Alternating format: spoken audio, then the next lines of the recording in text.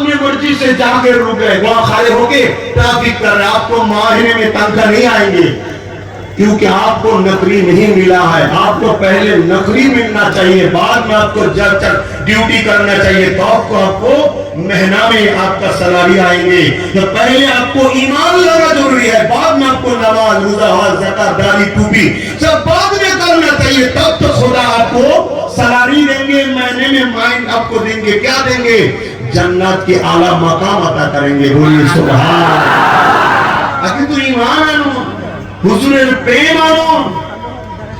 কতটা প্রেম আনতে হবে আল্লাহ নবী বুখারী মুসলিমের মধ্যে জানিয়ে দিলেন, লা ইউমিনু আহাদুকুম হাত্তা কুনা হাব্বা ইলাইহি মিন ওয়ালিদিহি ওয়া ওয়ালাদিহি ওয়ান নাসি আজমাইন।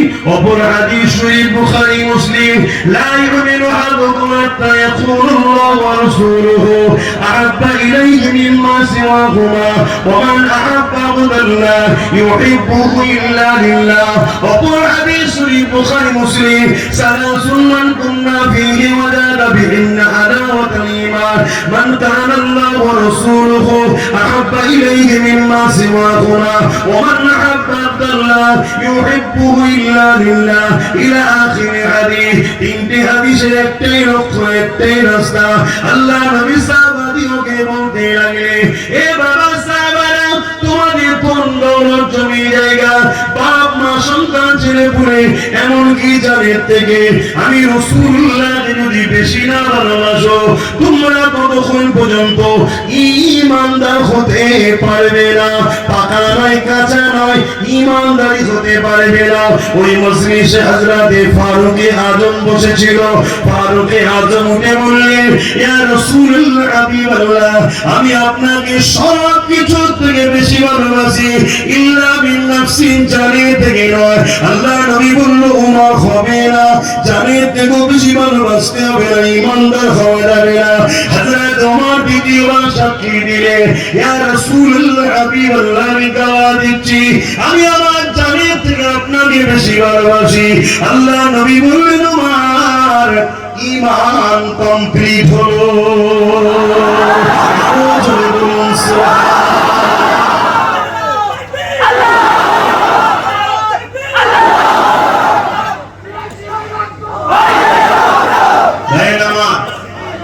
খুব ভালো করে শোনেন, একটা কাজ করেছেন, এসেছি যখন পেয়েছি নবীর গোলামগুলোকে, তা একটু বুঝিয়ে যাচ্ছি। আপনারাই কম বেশি সবাই জানেন, আল্লাহ শুকর, আমার দাওয়াতের অসুবিধা নেই, বাংলাতে করি যথেষ্ট। কিন্তু এখানে আসলে ভালো লাগে, বাইরে গেলে এই বাহানা একটু মাইন্ড ফ্রি হয়। খাস করে স্পেশাল ঘুরতে যাবো বা বেরোবার টাইমে একটা বাহানাতে বেরিয়েছি, বারবার বলে যাচ্ছি, বাপ তাম বিশ্ব জুড়ে আমাদের কে যারা মিটাতে চাইছে, তাম বিশ্ব জুড়ে আমাদেরকে যারা শেষ করতে চাইছে, তারা সর্বসময় চেষ্টা করেছে, কিন্তু আমাদের এখানে মিটাতে। আপনারা নিশ্চয়ই জানেন, চেঙ্গিজ খান নাম শুনেছেন, হালাকু খান নাম শুনেছেন, এরকম বহু চেষ্টা হয়েছে, পারে না। কেন পারেনি? আমাদের মধ্যে একটা পাওয়ার আছে, যে পাওয়ারটার নাম হলো ঈমান। জোরে বলুন সুবহানাল্লাহ। ওই পাওয়ারের কাছে যুগে যুগে তারা পরাজিত হয়েছে, তাই তারা বড় পরিকল্পনা করে আমাদের ঈমানকে লুটার জন্য হাজারো ষড়যন্ত্র করছে। আর ঈমান হুজুরের মহব্বত ও ভালোবাসার নাম। জোরে বলুন সুবহানাল্লাহ। আপনাকে বোঝাবার জন্য আর একটু খুলে বলছি, বিরক্ত হচ্ছেন না তো?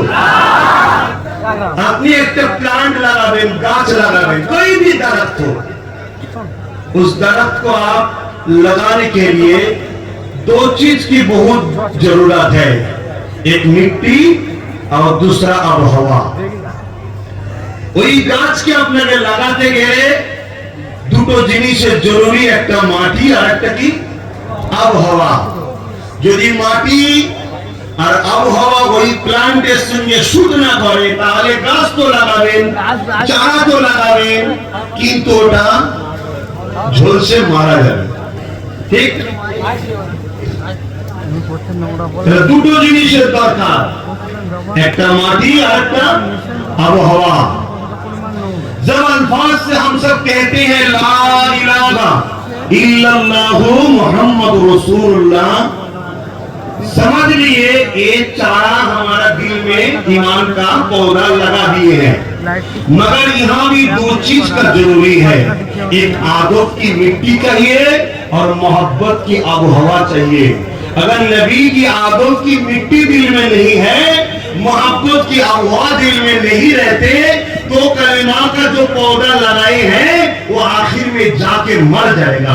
तब सुन भी खाएंगे आपको बुरा नहीं लगेगा, किसी को कत्ल भी करेंगे आपको बुरा नहीं लगेगा, अपनी माँ बाप के ऊपर आप जुल्म भी करेंगे बुरा नहीं लगेगा, क्योंकि बुरा आपका ईमान